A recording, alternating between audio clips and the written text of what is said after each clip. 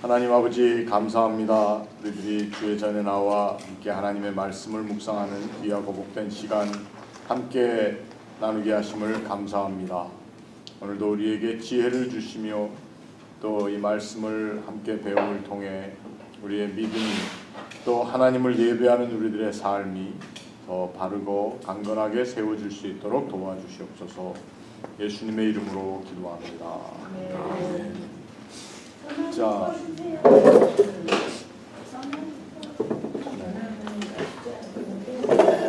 오늘 레위기 21장입니다.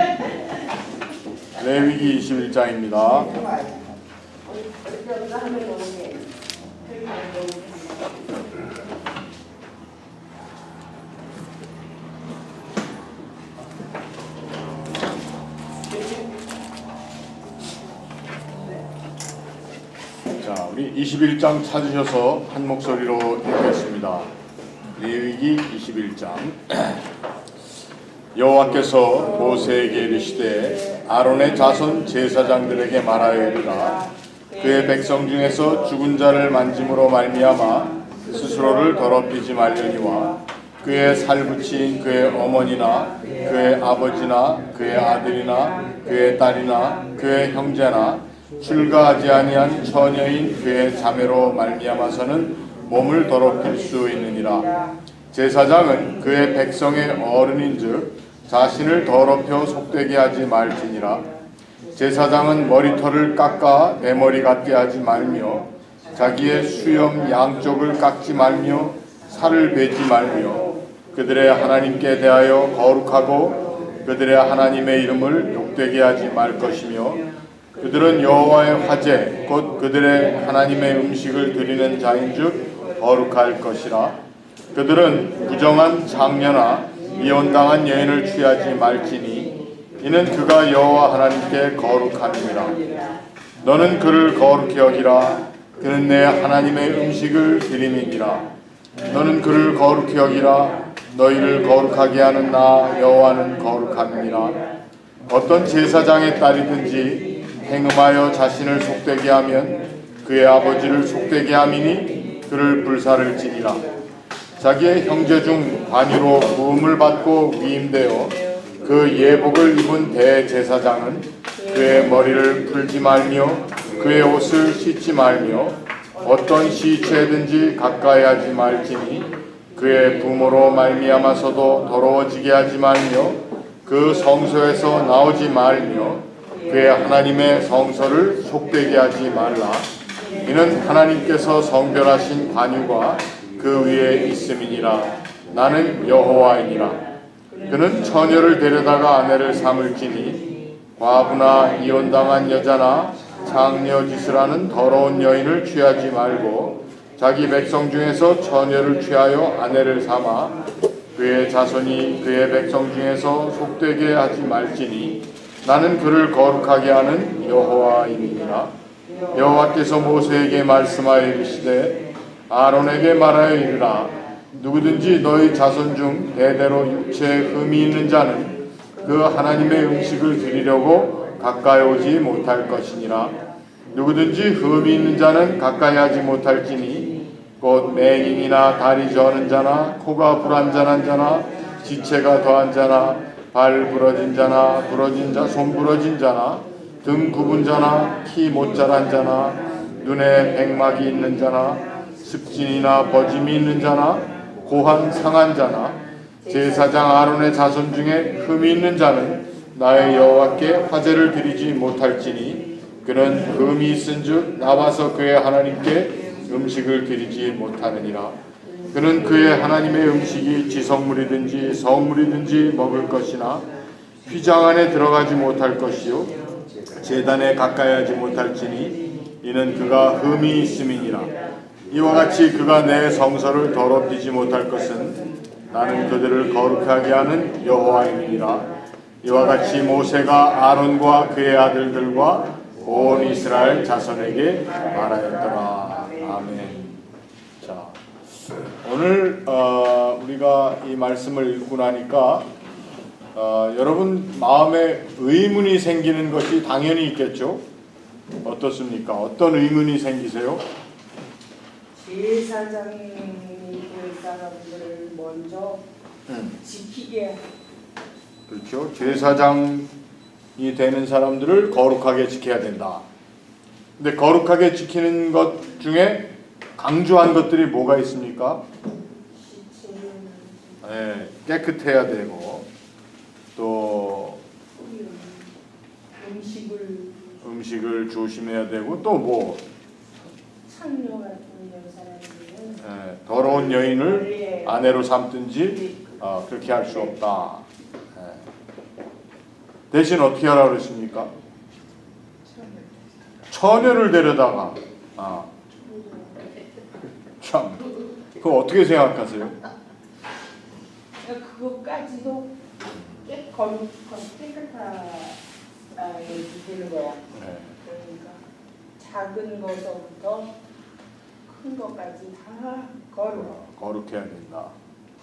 또 지금 미국 실정법이 다 저촉되는 그런 일이 감옥에 갈 것. 그 켄터키의 그 무슨 클럽이 감옥 같듯이 세임섹스 매리지도 안 해줘서 이거 뭐 이대로 지켜가지고는 지금 거기 다 감옥 갈 그런 규정들만 있는 거예요. 자, 과부나 이혼당한 여자나 또 창녀 노릇을 하는 더러운 여인을 취하지 말라.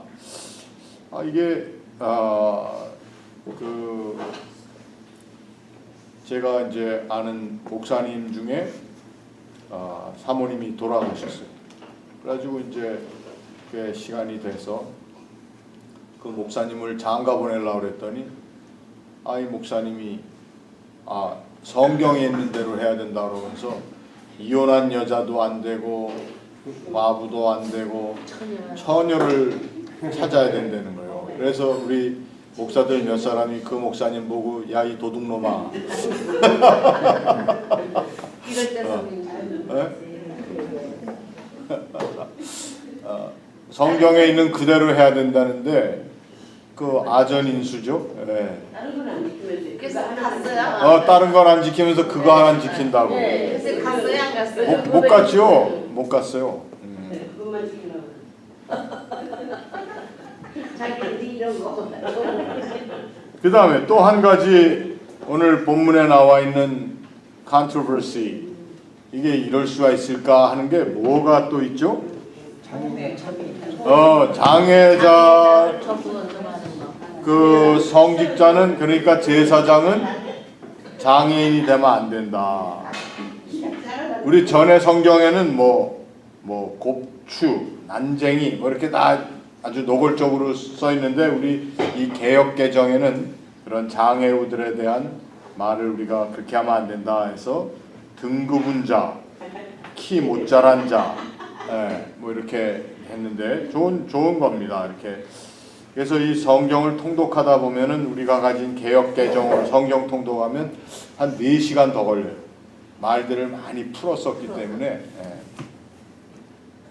자, 그러니까 여기 지금 우리가 두 가지 생각할 것이 있는데 물론 제사장이 거룩해야 된다. 하나님 앞에. 그래서 거룩하기 때문에 다른 것들이 다 이해할 수 있어요.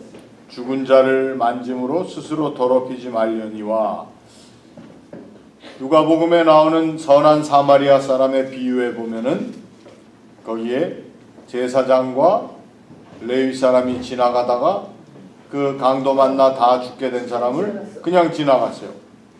그러면은 그 사람이 왜 그냥 지나갔겠습니까? 이 레위기서에서 얘기하는 저 사람이 죽었는지 살았는지 멀리서 보니까 시체 같으니까 아마 안 만지려고 그냥 지나갔을 거라고. 가까이 하지 말라고. 또 두 번째로는 그 자기 어머니나 그의 아버지나 그의 아들이나 그의 딸이나 그의 형제나 출가하지 아니한 처녀인 그의 자매로 말미암아서는 몸을 더럽힐 수 있느니라. 이게 무슨 말입니까? 그걸 만질 수 있다. 신종분. 그렇죠. 친족들은 할 수 있지만 다른 사람은 안 된다. 굉장히 어떻게 보면은 이 성경에 나와 있는 법이 오늘날 상황으로 얘기하면 목사가 누가 죽었는데 돌아볼 사람이 없으면 염하는 데 가서 좀 돕기도 하고 그래야 될 거 아니에요. 근데 이게 못합니다. 저도 군에 있을 때 옆에 그 시립 양로원이 있는데 그 할머니들 중에 뭐 연고자가 아무도 없어요. 그냥 돌아가시면 그냥 가마떼기에 덮어가지고 누가 데려갈 때까지 놔뒀다가 막 우리 군종실에다가 연락해가지고 좀 이렇게 처리해달라고. 그래서 저도 염을 몇 번 했어요. 참 어려운 일이죠. 그런데 그 제사장이 그렇게 돌아봐야 할 사람을 친족이 아니기 때문에 살부치가 아니니까 건드리면 안 된다. 이것도 좀 이상하지 않습니까? 그런데 그 이유는 제사장은 그의 백성의 어른이기 때문에 자신을 더럽혀서 속되게 하면 안 된다. 자, 그러니까 이러한 법을 우리가 오늘 성경에 있는 것을 다 문자 그대로 지켜야 되겠느냐? 어떻게 생각하세요? 여러분들의 말씀을 들어보겠습니다. 지키고 싶어도 못 지켜요. 왜냐하면 법이 있기 때문에. 법에 저촉이 되어 이걸 다 지켰다가는 딴데.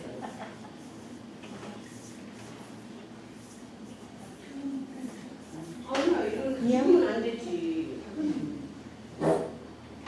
이게 보는 돼야지 되지만 여기에 예수님이 돌아가신 다음에는 이걸 꼭 율법을 꼭 지켜야 되는 율법자가 될 필요는 없는 거 아닌가요? 예수님께서 네. 그리고 이거 한번 생각들을 해보세요.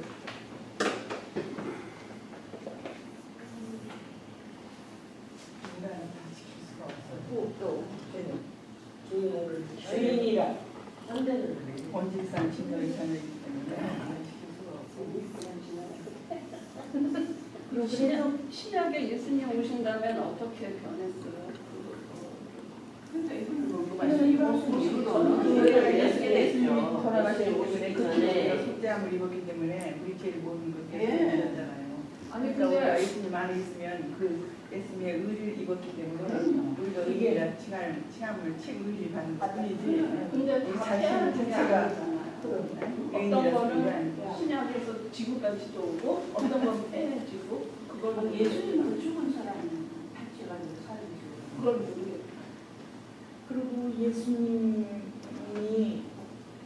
주일날 일하지 말라 그랬지만 살려주고 다 죄인도 살려주시고 그거를 만든 분이 난데 그를 다 율법이나 뭐 이런 걸 다 만든 분이 하나님이신데 자, 성경을 읽고 또 성경적인 삶을 사는 방식을 우리가 여러 가지로 해석을 할 수가 있습니다. 어떤 사람들에게는 성경에 있는 그대로 해야 된다라고 하는 문자적인 그러한 받아들임을 가지고 사는 사람들도 있어요. 근데 우리는 그렇게 할 수가 없어서 못하겠다라는 것보다는 이 성경에 이렇게 나와 있는 모든 율법적인 가르침을 그래 오늘도 요걸 그대로 지켜야 된다라고 생각하는 사람이 있는가 하면 왜? 성경은 변함없는 하나님의 말씀이니까 오늘도 지켜야지요. 그래서 제가 아까 말씀드린 목사처럼 자기가 혼자 됐는데 처녀를 찾아야 된다고 그렇게 길길이 뛰는 그런 사람도 있어요. 이 부분뿐만 아니라 모든 부분에 있는 성경을 그렇게 지키는 사람들이 있는데 또 하나는 우리가 생각해야 할 것이 제가 처음에 우리 레위기를 공부할 때 이 모세 오경 중에 대부분의 책들 또 대부분의 가르침에 그 내용이 제가 뭐라고 그랬죠?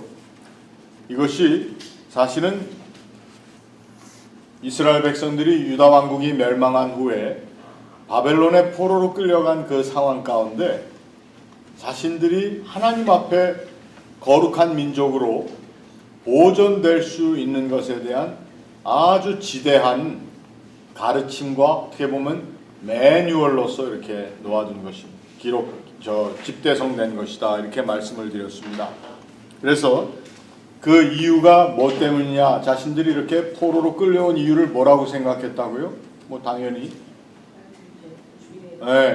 뭘 잘못해서 하나님을 제대로 섬기지 못해서 예루살렘이 멸망당하고 자기들이 여기에 끌려왔다고 생각하는 그 생각 가운데 가장 중요하게 생각했던 것이 하나님 앞에 거룩한 삶을 살지 못했다라고 하는 굉장한 자기 반성입니다.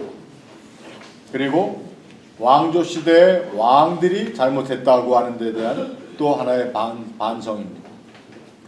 그리고 제사장들 그룹 가운데는 제사장 계열의 사람들이 이 창세기, 출애굽기, 레위기, 또 민수기, 신명기, 이 5권의 책 중에서도 특히 레위기를 쓰는 모든 제사장 계열의 가르침을 가진 사람들은 굉장히 자기 자신들이 그 엄격한 그 하나님의 규례를 바르게 지키지 못했다라고 하는 것이 있기 때문에 굉장히 거기에 대한 enforcement가 있었다는 겁니다. reinforcement가 있었습니다. 나중에 그 전통이 이어져 와서 에스라 느헤미야 시대에는 제2성전을 건축하고 나서는 뭐라고 그랬죠? 제사장 계열의 사람들 중에 혹 와이프가 이방 사람이었던 사람들은 다 이혼해서 아이들까지 다 보내라고 그랬어요. 그러니까 그런 것도 굉장히 어떻게 보면 레디컬한, 아주 극단적인 그러한 가르침을 에스라 느헤미야 시대에 했다는 겁니다. 그러니까 그걸 그대로 다 한다면은 참 힘들죠. 오늘날 우리가 그걸 그대로 다 반영을 한다는 것은 쉽지 않습니다. 그러나 그 정신이 무엇인가를 우리가 생각하면서 또 어떠한 상황 가운데 이러한 말씀이 쓰여졌을까 하는 걸 우리가 생각해야 됩니다. 자,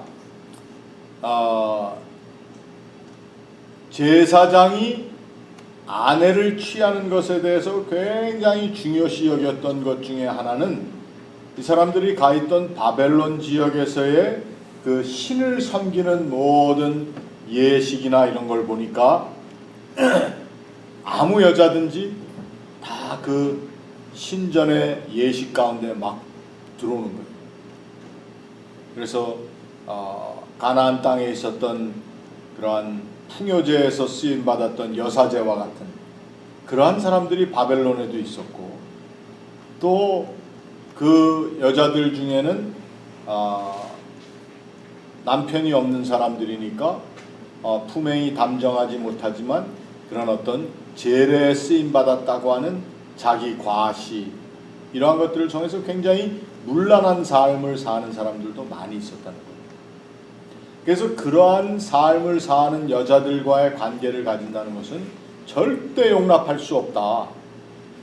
왜? 우리가 그러한 가나안에서의 풍요제 가운데 들어가서 가나안 땅에 가서 우리가 다 똑같이 그러한 짓을 했고, 그러한 것 때문에 하나님의 진노를 받지 않았느냐 하는, 그래서 여기에 나와 있는 극단적인 금기법이라든가 이런 것은 우리 좀 리플렉티브한, 자기들의 지나온 날에 대한 것을 성찰하는 자리에서 굉장히 강력하게, 두 번째로는 자기들이 살고 있는 바벨론 땅에서의 되어지는 모든 일들에 대한 전적인 자기의 자신들은 그것과는 무관하고 거기와는 정결하게 분리되어야 한다는 생각 가운데 쓰여진 것이 이러한 아주 극적인 표현이라는 겁니다.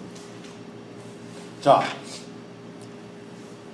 그 다음에 제사장은 흠이 있는 자는 가까이 하지 못한다. 흠이 있는 자는 가까이 하지 못한다. 제사장의 자녀들 가운데 흠이 있는 자들이 나올 수도 있죠. 대신 걔네들은 휘장 안에 들어와서 하나님을 섬기는 일을 못한다. 그 말은 무슨 말인가 하면 제사장으로서의 관유를 받을 수 없다는 것. 제사장으로서의 섬김을 할 수 없다. 그래서 요즘 또 우리 옛 전통에 보면은 목사들도 지체에 장애가 있는 사람들은 성직자로 안 받았어요. 저기 한일 교회 시카고에 그 전에 있던 그 이게 네, 그런 분들도 얼마나 좋은 목사님이신데 네, 참 좋은 분이잖아요. 그런데 그게 안 되는 거였어요. 우리 카디널 조지, 시카고 대주교 조지는 그분은 소아마비잖아요. 다리를 저는. 그러면은 이거대로 하면은 그런 사람이 더군다나 대주교까지 간다는 거는 말이 안 되겠죠. 그러면은 그 천주교 사람들은 다 그렇게 성경을 잘 안 지킨다고 뭐 이러는 참 좀 무지한 사람들도 있어요.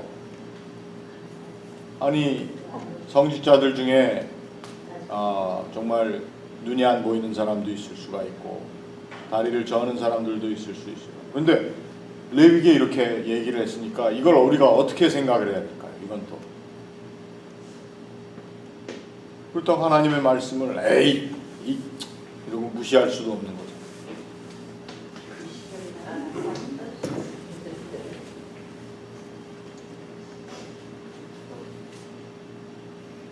신약이나 구약 중에서 옛날 율법이나 규례 같은 걸 지키지 않아도 된다는 그런 구절이 분명히 있을 거 아니에요. 목사님 아실 거 아니에요. 자, 그걸 우리가 예수님께서 뭐라고 말씀하셨나 하면은 내가 율법이나 예언서 그것을 폐하러 온 줄로 생각하지 말라. 내가 폐하려 온 것이 아니라 완성하러 왔다. 완성하라. 자, 그러면은 그 말의 의미를 우리가 어떻게 이해를 해야 되겠습니까? 예수님께서 율법을 완성한다고 하시는 말씀의 뜻을 우리가 어떻게 해석을 해야 하는가? 굉장히 중요한 겁니다. 이러한 말씀이 나올 때에 우리가 늘 생각하는 두 가지가 아까 이미 제가 말씀드린 것처럼 그 사람들이 가나안 땅에서 있었던 자신들의 삶의 모습을 한번 점검해보며 또 자신들이 망해서 바빌론에 이렇게 끌려오게 된 삶에 대한 회개하는 심령으로 이 모든 것을 집대성할 때에 또 하나는 무엇인가 하면은 우리가 이 바벨론 땅에서 이렇게 살게 된 이유에 대한 자신들의 하나의 성찰이 있는데 어떤 성찰일 거냐 이렇게 지체 부자유한 사람이 제사장이 되어서는 안 된다라고 하는 것에 대한 무슨 이유에서 이런 이야기를 했을까 하는 것입니다.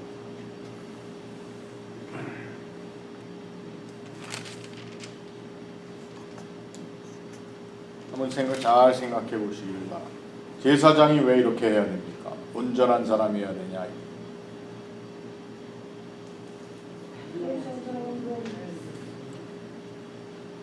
이스라엘 사람들의 사고 가운데 어떤 사고가 있었죠?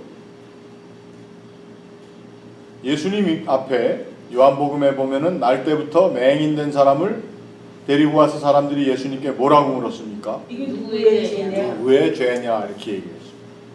그러니까 결국 이 핸디캡이라고 하는 것을 그 당시 사람들은 죄의 결과라고 그냥 일괄적으로 이해했던 것입니다. 죄의 결과. 오늘 우리는 그걸 어떻게 생각하세요?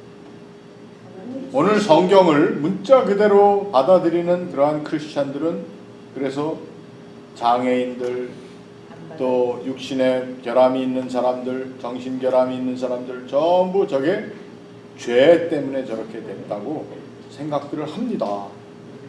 그러한 우리 그런 사람들을 이제 좀 성경적인 펀더멘탈리스트, 근본주의자라고들 좀 부정적인 의미에서 그렇게 얘기를 하죠. 근데 이거는 하나님이 말씀하신 그러니까 하나님은 그렇게 생각하시는 하나님이 그렇게 생각하셨다. 저의 결과는 굉장히 좋은 질문입니다. 이거 하나님이 말씀하신 건데 그러면 하나님도 그렇게 생각하시겠네요. 그리고 하나님이 이 레위기에 지난 전주에서도 공부했지만은 이런 걸 지켜라. 나는 너희 하나님 여호와니라.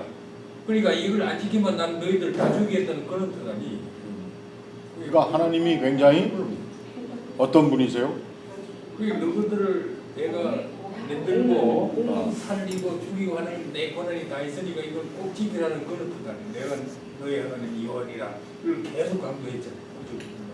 그럼 어떻게 이걸 어떻게 이해를 해야 그게 돼요? 이제 하나님의 뜻이 뭔지 그걸 우리가 알아야 돼요. 공부하는 아니 하나님께서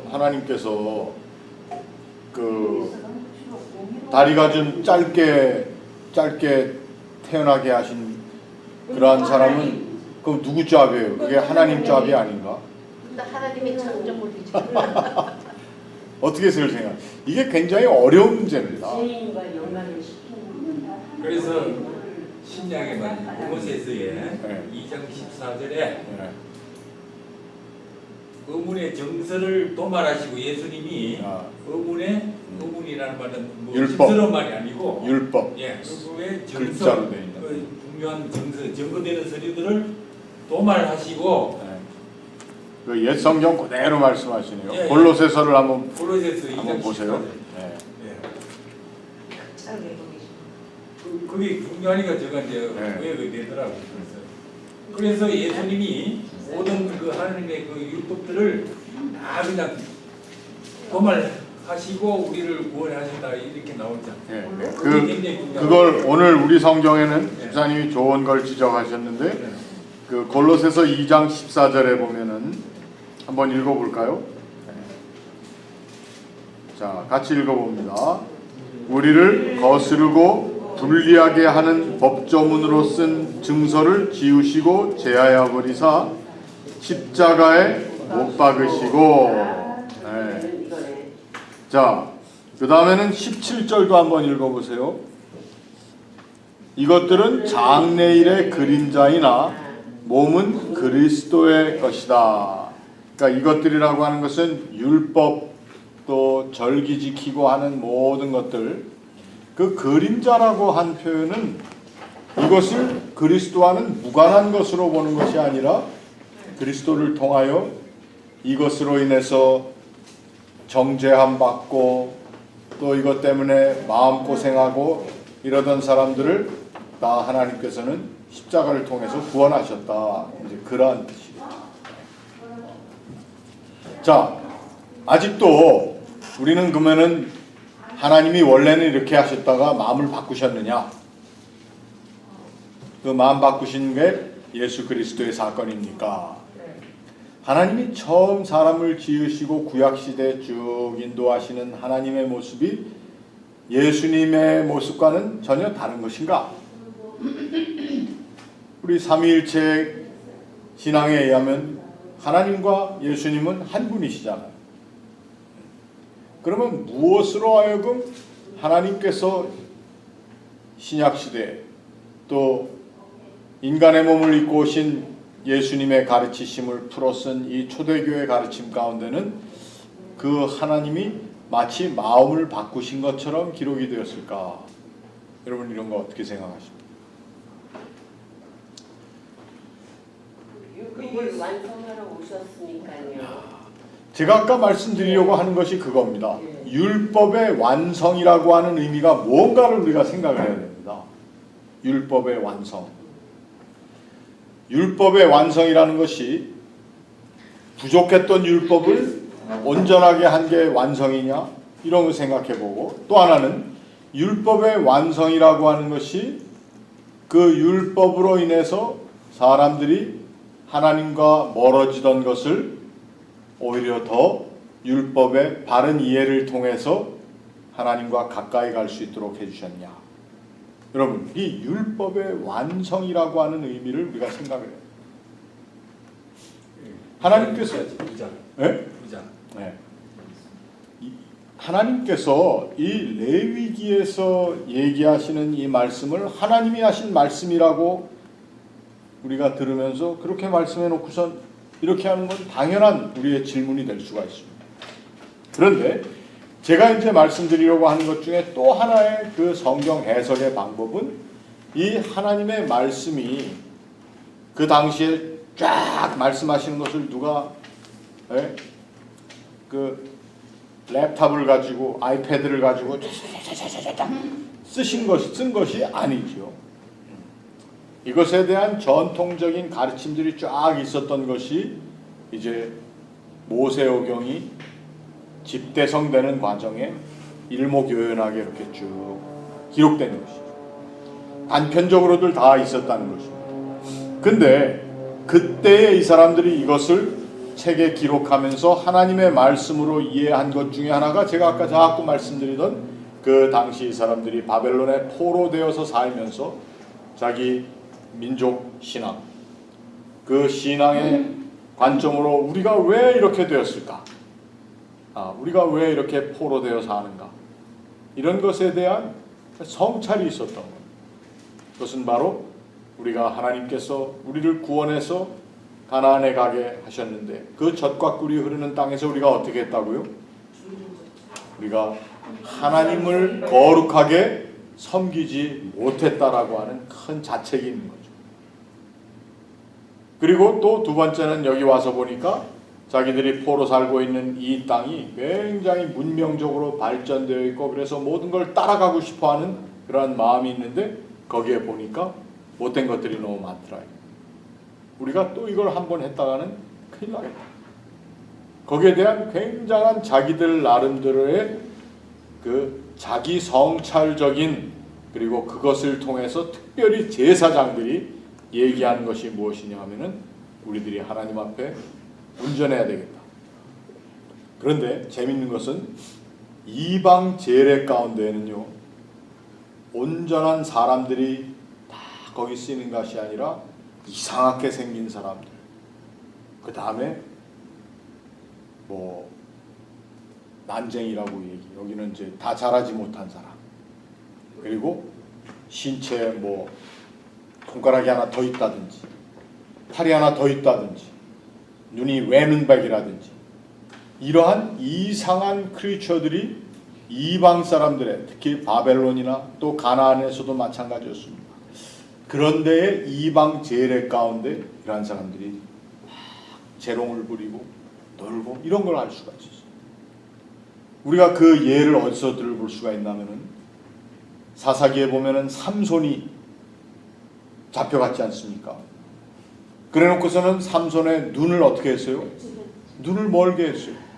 그래놓고선 그들이 다곤신 앞에 제사 지내고 하는 그 자리에 삼손을 끌어내서 뭐 하라고 그랬어요? 재롱 부리는 것을 보자. 이렇게 했다. 이제 한 예라고 볼 수가 있습니다. 이방 사람들의 제례 가운데는 육체가 온전하지 못한 사람들이 많이 쓰임을 받았어요. 그 제례 행위 가운데. 어떤 데는 그렇게 제사 지내는 일 가운데 쓰임 받고는 불에 거기서 살라지기도 하고. 그래서 제사장의 육신적인 온전함 자체가 그 온전함 하나만을 얘기하는 것이기도 하지만 또 어떻게 보면은 그 이방 제례 문화 가운데에는 육신이 온전하지 못한 사람 혹은 더러운 여자, 품행이 방정하지 못해서 이 남자 저 남자에게 다 자기 몸을 줄 수 있는 그러한 창녀 같은 사람들이 제례 행위 가운데 쓰임 받았다는 거예요. 하나님 앞에 드리는 제례 행위, 제사는 그렇게 될 수 없다는 거예요. 그거에 대한 굉장한 자기들 나름대로의 아주 극적인 표현이 이렇게 왔다라고 해석을 할 수도 있는 겁니다. 여러분 제가 여러분들에게 이 옵션을 우리가 해석을 할 수 있는 그 근거를 이렇게 말씀을 드리는 겁니다. 그러면 조금 우리가 이해할 수가 있어요. 왜 이렇게 육신의 온전함에 대해서 강조하셨는가? 하나님이 다 아시죠. 이 사람들의 앞으로 어디 가서 살 것, 가나안에 가서 살 것, 바벨론에 끌려가서 살 것 뭐 다 아셨으니까 그래서 하나님이 말씀하실 수도 있고, 그러나 바벨론 포로 생활 가운데 이 사람들이 자신들이 풍요제를 섬겼던 가나안 땅에서의 일들, 그리고 지금 여기 바벨론 땅에 와서 포로 생활하면서 그들의 문명 가운데 본 하나의 예를 더 들어드리면, 창세기에는 유일하신 하나님, 온전하신 하나님께서 사람을 만드시고 그 사람과 교제하기를 원하시는 하나님으로 되어 있는데, 이 사람들이 바벨론에 갔을 때 그 바벨론의 문명 가운데는, 그 바벨론 문명은 아카디아 계통의 그 창조 신화들이 많이 있었습니다. 그 중에 에누마 엘리시라고 하는 그 창조 설화에 보면은, 거기는 뭐가 있냐면 세상에 남신과 여신, 잡신들이 많이 있다는 거예요. 그 중에 가장 큰 잡신 중에 하나가 바로 바벨론의 신인 마루둑입니다. 마루둑.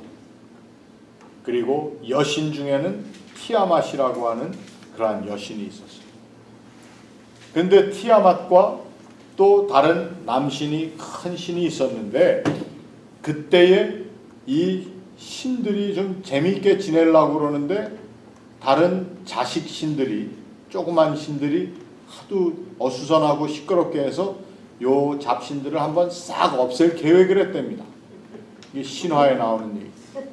그래가지고 다 없애버리려고 그랬는데, 그때 그 사실을 알았던 압수라고 하는 신 중에 장수 하나가 다 그 계획을 알고는 이 아버지 어머니 신인 그 신들과의 전쟁을 일으켜서 티아맛을 이기게 돼요.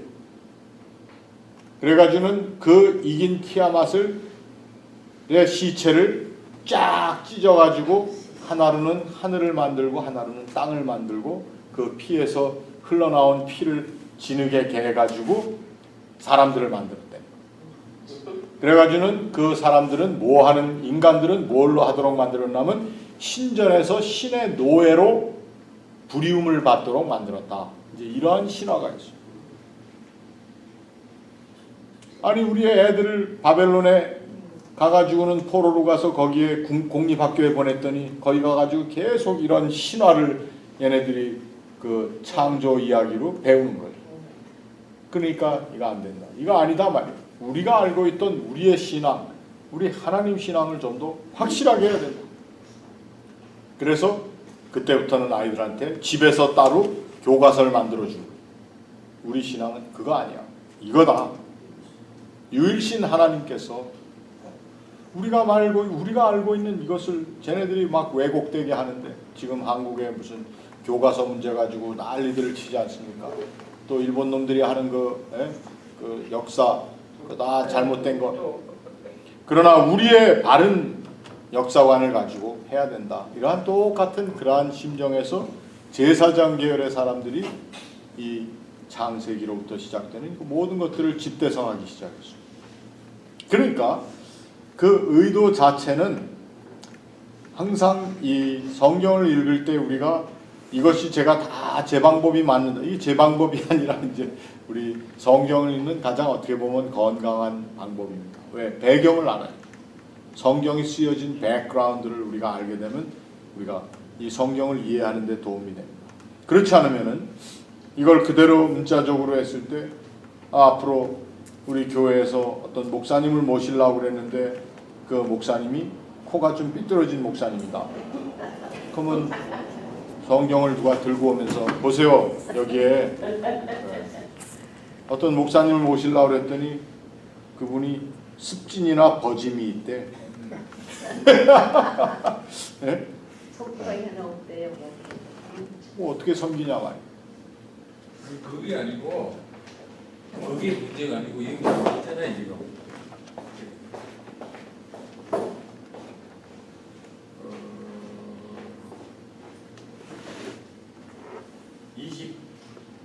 21절에 네. 자손 중에 흠이 있는 아니야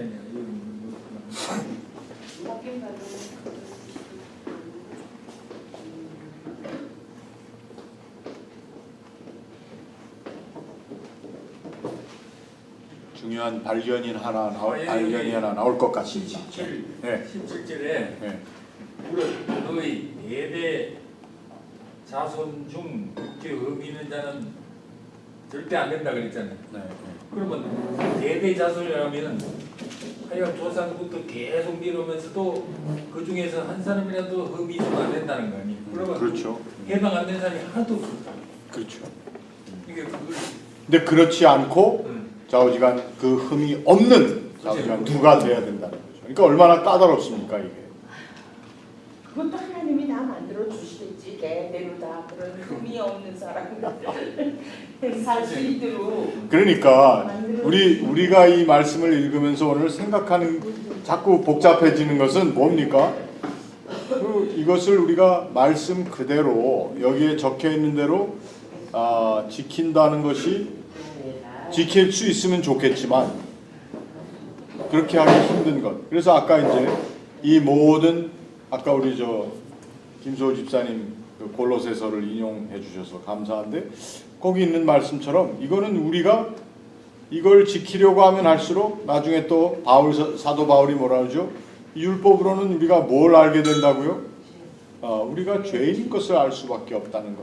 그러니까 결국은 율법의 역할은 우리가 죄인 되었다는 것을 알게 해주고 또 죄인 되었으니까 우리는 어떻게 됩니까?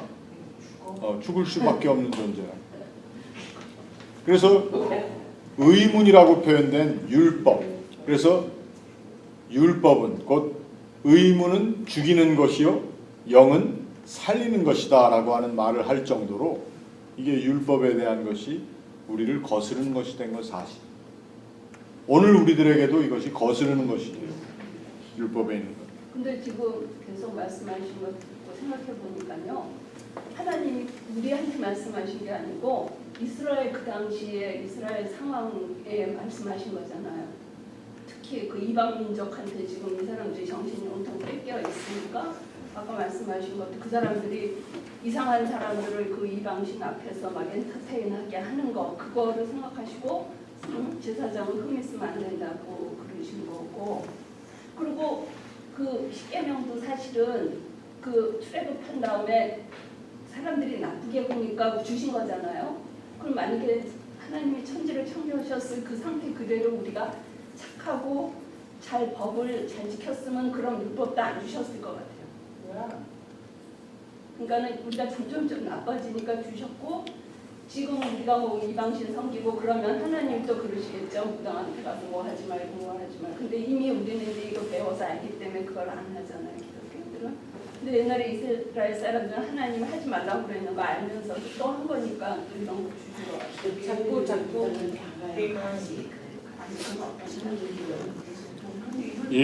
완전하게 그렇죠. 우리가 이걸 다 지킬 수 없다는 거를 아시니까. 이스라엘 상황에서 주신 거지 우리 중대한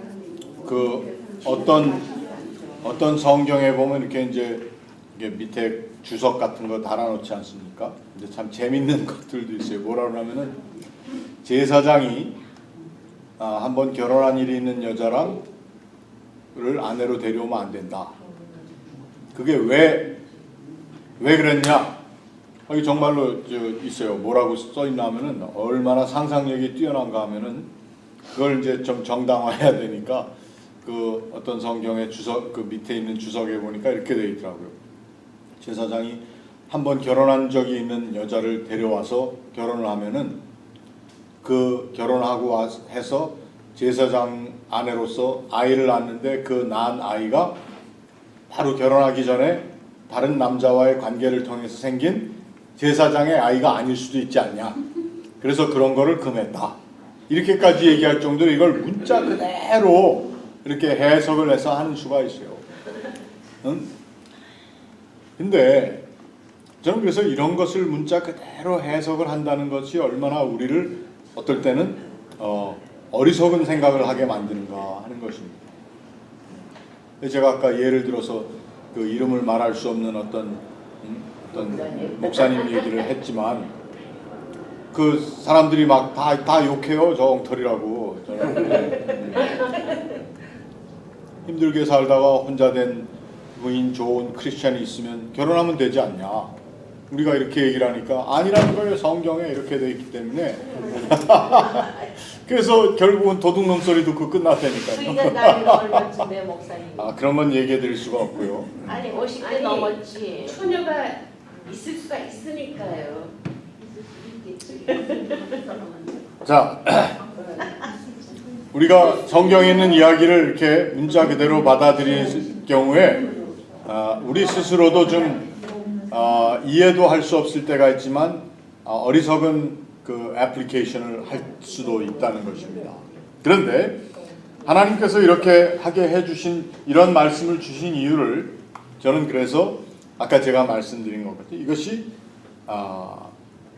하나님께서 이렇게 주신 이유 또 이렇게 쓰여진 이유를 이스라엘 백성들의 역사적인 삶의 정황 가운데 그걸 이해할 수 있어야 된다.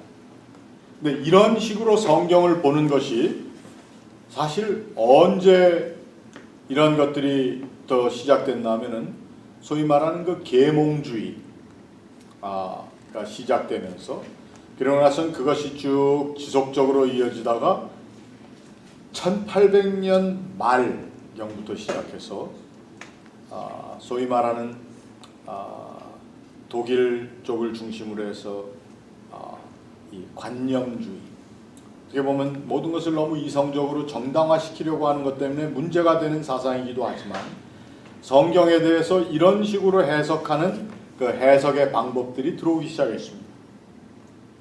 그때 1900년도 초부터 시작해서 이런 성경 해석을 아주 전적으로 반대하는 사람들도 있었습니다. 말씀에 있는 그대로 해야지 왜 이걸 성경적인 역사적인 배경을 가지고 해석을 하고 그러냐 해서 막 그래가지고 그런 싸움들이 교회에 일어났습니다. 그래서 그 싸움에 미국에서의 어떤 현상이 어떻게 일어났느냐 하면은 1928년에 프린스턴 신학교가 갈라졌어요. 그래서 이런 성경을 좀 더 역사적인 또 그 당시의 사회 상황을 연구 비교해서 한 거를 이걸 이제 사람들은 당시에 신신학이라고 얘기를 했습니다. 근데 이거는 굉장히 경멸적인 말이죠. 신학이라고 하면은 옛적부터 생각하던 것만이 구시대의 것만이 신신학이다. 그런데 그리고 신신학. 그런데 이것이 미국에서는 또 뭐와 또 겹쳐졌나 하면은 노예 제도 문제를 가지고 또 문제가 벌어지기 시작했어요. 성경에는 노예 제도를 어떻게 한다고 보십니까, 여러분 생각에? 예수님 안에서 평등.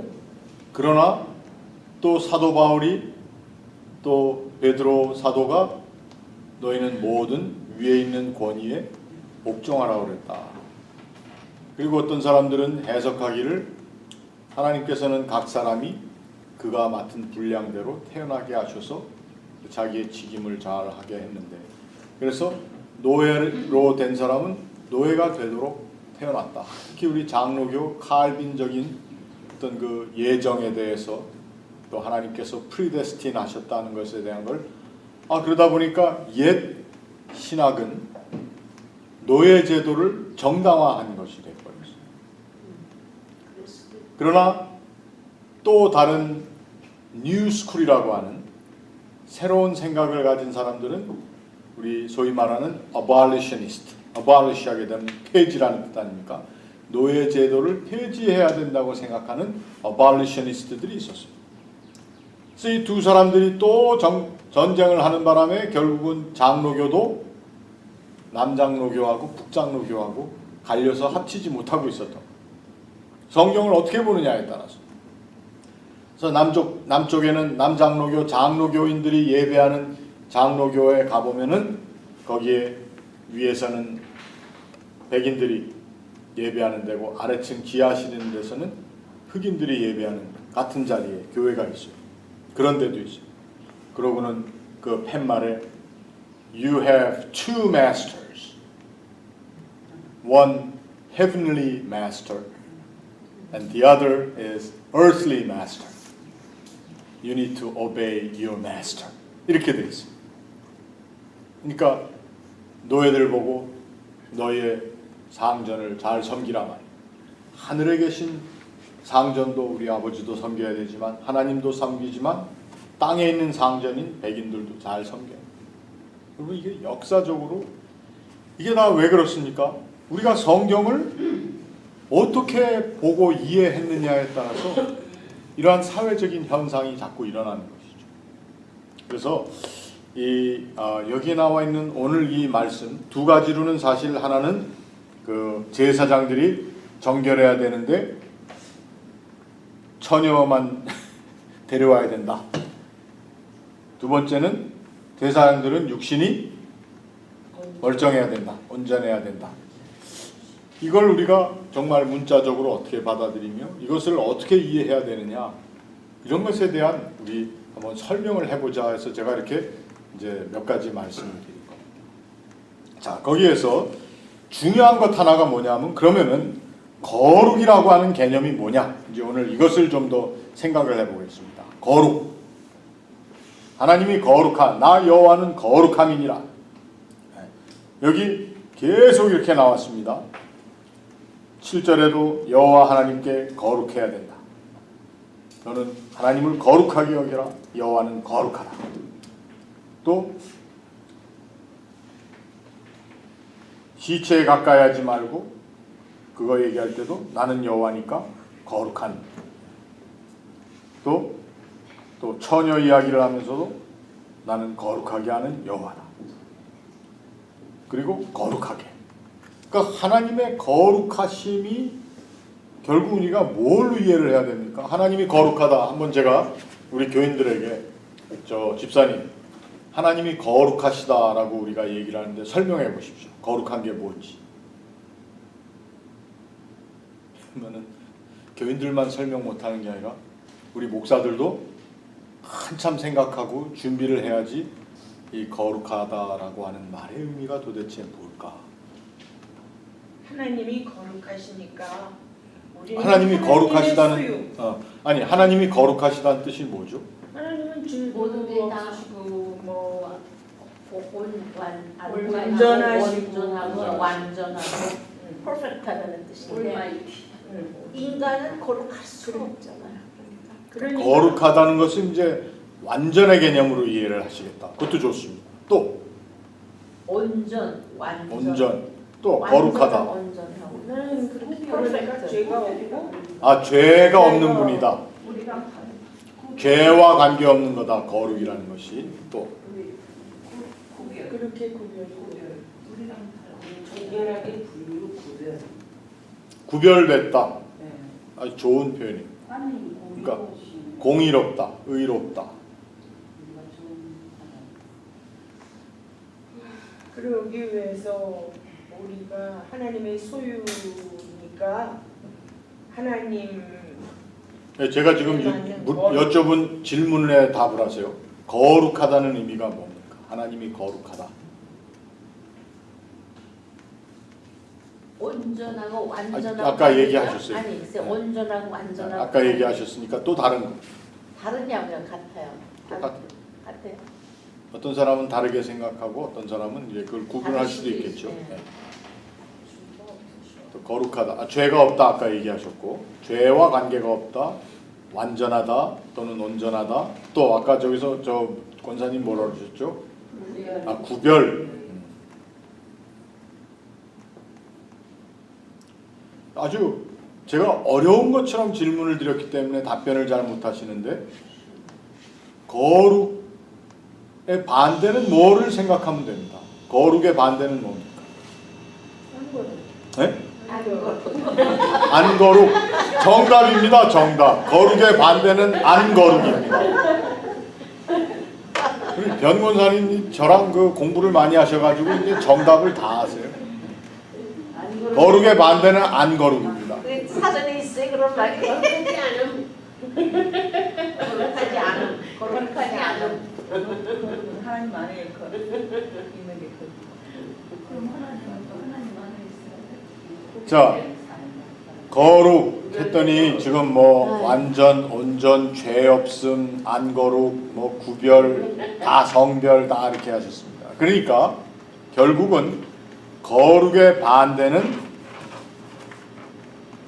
우리 쉽게 할 수 있는데 거룩하다. 저 성직자는 거룩한 사람이다. 그 반대를 뭐라고 얘기하겠어요? 안 거룩한 사람이다 말고 또 저 목사님은 저 신부님은 너무 엉터리다. 저 목사님은 저 신부님은 너무 세속적이다. 인간적이다라고도 얘기를 했는데 맞습니다. 평범하다. 구별되지 않고 평범하다, 또 세상적이다, 뭐 이렇게 얘기할 수가 있겠죠. 자, 그러면은 하나님이 거룩하다고 하신 나는 거룩하다. 그러니까 나처럼 되기 위해서 너희들도 거룩해야 되려면 어떻게 해야 된다는 거죠? 그 세상의 자리에서 나와야 된다는 거예요. 죽어야 돼. 결론이 너무 쉽네. 사는 것 세상에서 나올 수가 없잖아요. 자, 내 안에 하나님의 영이 산소를 마시고 회개하라.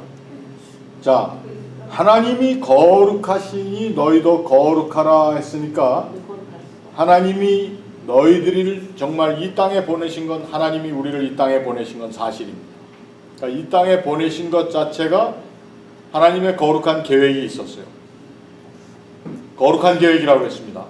근데 사람이 거룩한 계획 가지고 이 땅에 왔는데 거룩하지 않은 계획에 휘말려서 살고 있어요. 우리가. 하나님이 거룩한 계획을 가지고 우리를 이 땅에 보내주셔서 거룩한 백성으로 살게 해주셨는데 우리는 그 하나님의 거룩한 백성으로 사는 것이 아니라 우리가 발붙이고 있는 땅의 세속의 안거룩함에 아까 안거룩함에 휘말려 살게 됐다는 거예요. 그래서 하나님께서 이스라엘 백성 보고 내가 거룩하니 너희도 거룩하라. 나는 거룩한 하나님이다. 너희도 거룩하게 살아라 하는 것은 아까 제가 그렇게 이제 이걸 말씀드리려고 반대 말을 찾아보라고 한 이유가 우리가 살고 있는 이 세상의 패턴을 우리가 거룩하지 않은 것이라고 먼저 알아야 된다는 것입니다. 근데 많은 경우에 그렇게 알지 못하고 살아. 안다고 하면서도 어쩔 수 없이 그 거룩하신 하나님의 영역에 들어가서 사는 것을 힘들어하는 거죠. 자, 이스라엘 백성이 출애굽해서 40년 광야 생활을 마치고 그 후 세대들이 세컨 제너레이션이 전부 가나안에 들어갔습니다. 가나안이 세속적인 것입니까? 아니에요. 가나안도 하나님께서 계획하신 하나님의 지으신 땅이고 한데 거기에서 일어나고 있는 일들은 안 거룩한 것들이었습니다. 거기서 일어나고 있는 일들, 가나안에 있는 사람들이 하고 있는 것들, 그들의 제례 행위라든지 그들의 삶이라든지 그들이 신들을 섬기는 모든 것들은 굉장히 세속적인 것이었습니다. 하나님이 지속적으로 거룩한 걸 얘기하는 이유는 이 사람들이 거기 가서 살 때에 그렇게 살지 않기 원하셨다는 것이죠. 자, 이제 시대를 한참 떠나서 바벨론의 포로로 왔어요. 하나님 앞에 회개하고 뭐 하는 것 같긴 한데 그 땅에 오니까 또 거기도 하나님이 거룩한 백성을 훈련시키고 그들을 연단시키려고 그들의 죄를 털어버리고 이렇게 하려고 데려왔는데 바벨론에 보니까 바벨론의 거대한 문명과 그 문명을 움직여 나가는 아무래도 그 당시의 문명이라는 것은 우리가 두 가지로 얘기할 수 있습니다. 하나는 정치 군사적인 것이고 또 하나는 제례적인 종교적인 것이었어요. 고대의 그 나라가 움직여 간다는 것이. 보니까 이것도 역시 안 거룩한 것들이 막 굴러가고 있는데 사람들이 보니까 그게 잘 되는 것 같거든요. 여러분, 끌려간 사람 중에 다시 포로로 귀환 예루살렘을 복원하려고 귀환한 사람의 숫자는 그렇게 많지가 않습니다. 네, 거기에 다 동화돼서 살았습니다. 그렇기 때문에 유대인들이 세상에 막 번성해 나가기 시작한 거죠. 그래서 하나님께서 말씀하신 거룩하다라고 하는 말은 아주 쉽게 얘기해서 아까 안거룩이라고 하는 정답이 나왔는데, 그들이 살고 있는 세속의 자리로부터의 이제 하나님의 영역으로의 지각과 내가 하나님의 영역에서 떨어져 살고 있구나라고 하는 그 자기 스스로 그 지각을 가지고 자기의 자아에 대한 이해를 해야 된다는 거죠. 그리고 그것으로 돌아올 수려고 하는 의도적인 그 안거룩, 곧 세속에 대한 거부가 있어야 된다. 그것에 앞장서야 될 사람을 누구라고 얘기한다면 레위 지파의 제사장 계열의 사람이다 라고 성경이 얘기했고, 또 이 모세오경을 집대성한 제사장 계열의 사람들이 그러한 자기 선언을 한 겁니다. 이것이 모세오경입니다. 특히 레위기에 나와 있는 이 부분이라는 것이죠. 이해가 가세요? 네, 그러면 저해가 옵니다 이렇게 대답을 하셔야 됩니다. 제가 이해가 간다고 그랬으니까 저해가 옵니다 이렇게 대답을. 이해가 그러니까 저희가 옵니다.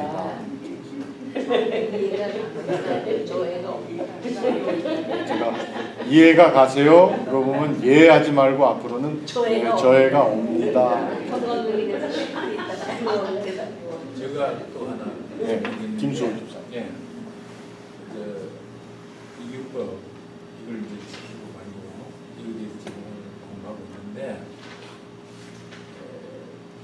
이제 모세율법 안에 이게 하는 명령하신 율법인데, 그게 이제 신약에서 말 사도행전 15장에 베드로가 이제 하나님이 이제 그 성천하시고 나서 열 제자들이 이제 전도를 하기 시작했잖아요. 그때 베드로도 전도하고. 그런데 전도를 하다 보니까 유대인만 되게 아니고 이방인을 전도해야 되잖아요. 이방인을 전도하기 시작하는데 문제가 생긴 거예요. 이방인들을 모아놓고 전도를 하는데 이방인들이 이제 들고 일어난 거예요. 모세율법을 다 지키려면 우리가 감당하는 게 없다, 절대 못 믿겠다, 이렇게 들고 나온 거예요. 그러니까 모세가 이제 고민이 생긴 거 아니에요. 그래서 이제 사도하고 이제 장로들이 모여가 회의하는 그 내용이 나오잖아요. 그래서 이제 베드로가 뭐라고 얘기했냐면, 이방인들을 불러놓고 전도하면서 모세율법이 말이지 이렇게 어렵고 복잡하고 뭐 어마어마한 이걸 말이지 우리들도 못 지킨다, 이거. 우리도 못 지키는데 너희들 어떻게 지키겠냐. 그래서 이 해결 방법은 예수님이 너희들하고 우리하고 동일하게 만들어줘서 우리를 구원해준다, 이렇게 이제 결론이 나자. 그러니까 이제 예수님이 이 율법을 말이지 다 해결해 주셨다, 이 내용을 한번 전생각합니다. 네. 어떻게 생각하세요? 그게 지금 제가 아까 여쭤본 예수님이 말씀하신 율법의 완성의 의미가 뭐냐를 이제 제가, 예수님께서 내가 율법을 폐하러 온 것이 아니라 완성하러 왔다라고 하는 그 의미를 우리가 이해를 하는 거죠. 이제 이해를 해야 되는데, 그 방법 중에 하나가 지금 집사님 얘기하신 율법의 완성이라고 하는 것이, 그걸 더 확실하게 해가지고 이렇게 하는 것이 완성이냐. 율법의 완성의 참된 의미는 그 율법을 통해서 사람들이 하나님의 마음을 알 수 있는 것이 율법의 완성입니다. 왜 이 율법을 우리에게 주셨는가? 예수님이 지속적으로 말씀하시는 것이 뭐였죠? 안식일을 범했다고 하는 그 욕을 먹으면서 뭐라고 그러셨어요? 안식일이 인자를 위하여 있는 것이다. 네, 안식일의 율법이 인자를 위해서 있다는 겁니다. 인자라고 하는 것을 예수님 자신이라고 얘기하는 사람들도 있지만, 인자는 사람을 가르치는 주네릭한 일반적인 표현입니다. 하나님께서 안식일에 법을 주신 것은 누구를 위해서? 우리들을 위해서. 하나님이 우리를 사랑하시고 우리들로 하여금 쉼을 얻게 하기 위하시는 하나님의 마음을 우리가 알아야 된다는 거죠. 예수님이 말씀하신 율법의 완성은 너희들이 지키지 못한 것 요것들을 다 내가 골라가지고 완전하게 지킬 수 있게 도와주겠다라는 의미가 아니고, 율법의 완성은 바로 그 율법이 우리를 위한 하나님의 마음이라는 것을 알게 하시며, 가장 그것을 크게 이루신 것이 십자가의 사건이라는 겁니다. 십자가의 사건. 율법 때문에 하나님과의 관계를 점점 멀리했던 사람들, 그래서 그 죄책에 놓여 있고 매여 있고 그 죄책으로 인해서 정말 하나님과의 관계를 생각하지 못했던 사람들. 요즘도 우리가 교회에서 굉장히 율법적인 가르침에 포커스를 두다 보면은 어떤 교회는 그래서 성장한대요.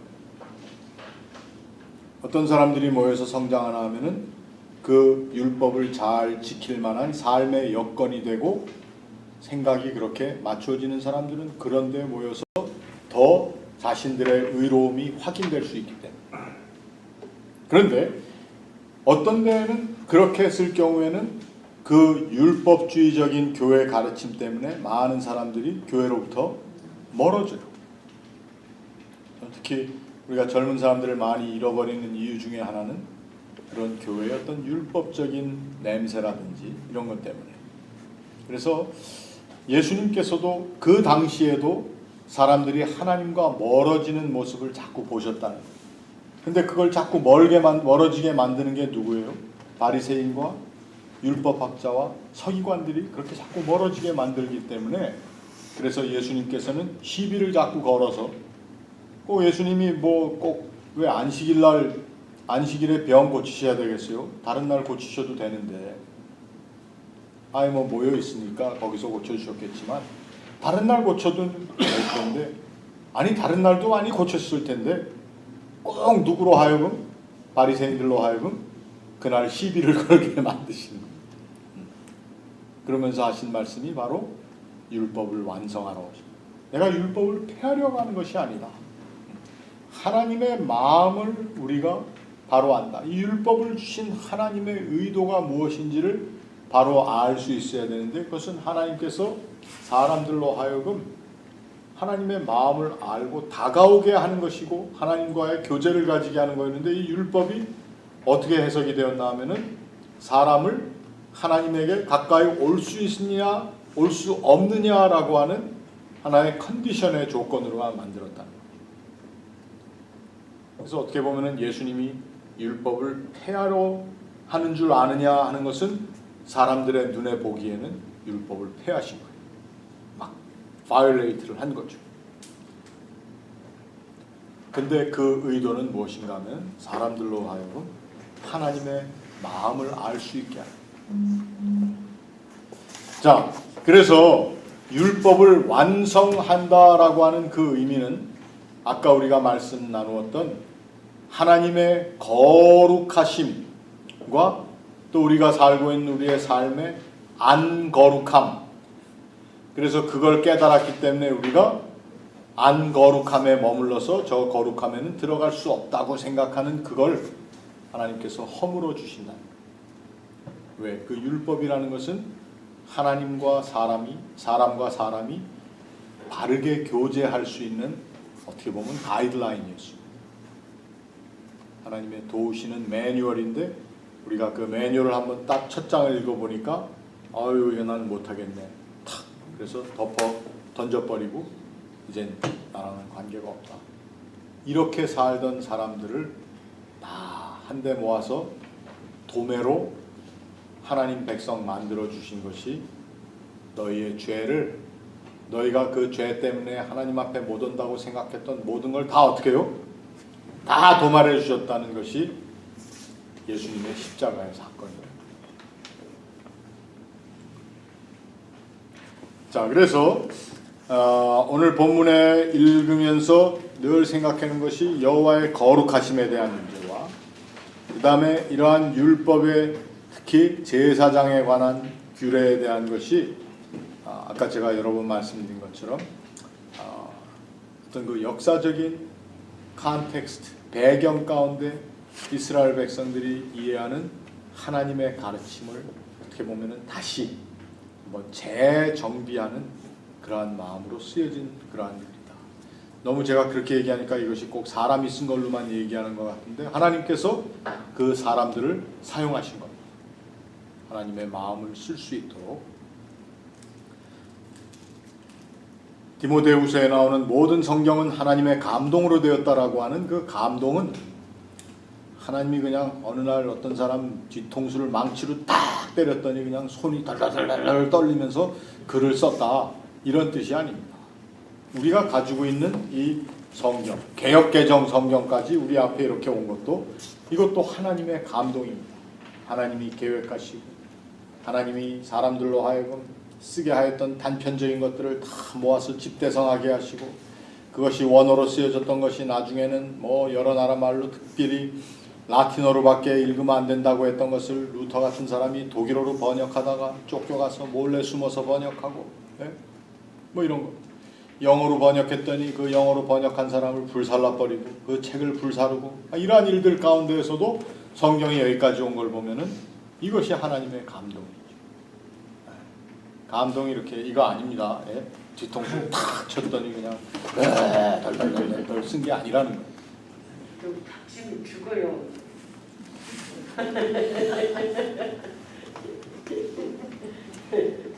여러분들이 저랑 같이 이렇게 공부하시면서 보는 이 성경을 이해하는 관점은 어떻게 보면 조금 좀 진보적이라고 볼 수가 있습니다.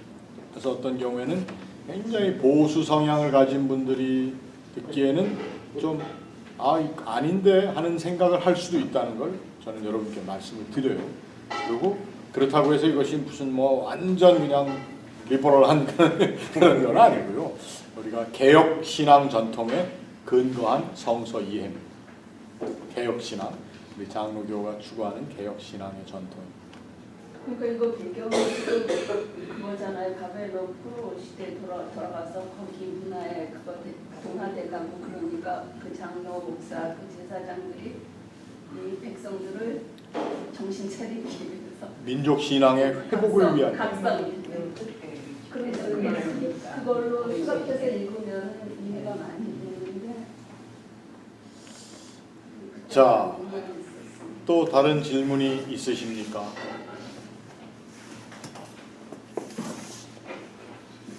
다 참여해 주시고 그래서 감사합니다. 다음에 우리 22장 역시 비슷한 내용이지만 22장 쭉 한번 해나가도록 하겠습니다. 다음 화요일 날 22장하고 그 다음 화요일을 아마 6월 달에 한 번 휴강해야 되는 날이 한 번인데 제가 나중에 말씀드릴게요. 잘하면 휴강을 한번. BBS 때문에 휴강을 해야 되니까 20일부터 24일. 21일. 예. 21일 우리가 휴강입니다. 21일. 그러면 한 번 하고 그 다음 주 휴강이죠. 다음 주에 하고 그 다음 주는 휴강이죠. 예. 방학 안 하기로 했잖아요. 아니 그때 아니 그게 아니고 목사님이 방학합니다. 그럼 안 돼요. 그러면 가서 뭐 7월 달에 좀 방학을 할까요? 아니요. 7, 8월 방학을 좀 하면은. 해야죠. 네? 공부해야죠. 절대 안 됩니다. 불가하오. 방학을 취하하여 주옵소서.